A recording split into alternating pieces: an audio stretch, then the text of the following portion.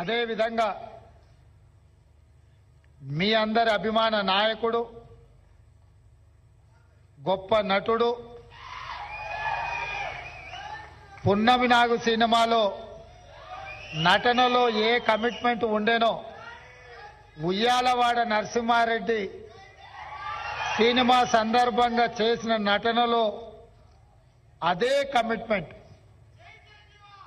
అంటే వారికి సినీ రంగంలో తొలినాళ్లలో అవకాశం వచ్చినప్పుడు ఈ అవకాశాన్ని జారవిడ్చుకోకూడదు, ఈ అవకాశం ద్వారా పైకి వెదగాలని, ఇండస్ట్రీలో నిలదొక్కుకోవాలని ఏ కన్విక్షన్తో కమిట్మెంట్తో వారు తన వృత్తిని చాలా గౌరవప్రదంగా కొనసాగించారో 46 సంవత్సరాల తర్వాత కూడా నటనలో వారి తపన ఈ రోజుకు అదే స్థాయిలో కనిపిస్తుంది.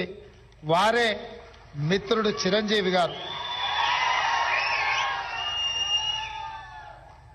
నేను చాలా మంది నటులు నాకు చాలా మంది తెలుసు, ఎందుకంటే చాలా సంవత్సరాల నుంచి ఈ ప్రాంతంలోనే ఉండడం వల్ల 2 సినిమాలు 3 సినిమాలు హిట్ కాగానే ఇంకా వాళ్ళంత గొప్ప నటులు లేరని, వాళ్ళకెవరు పోటీకి రారని భావిస్తుంటారు.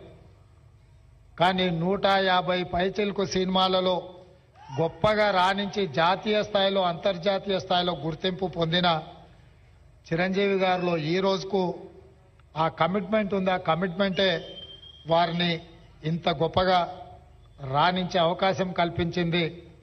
అలాంటి వారిని మా రాష్ట్ర ప్రభుత్వం సన్మానం చేయడం అనేది మా బాధ్యతగా మేము భావిస్తున్నాం. అదేవిధంగా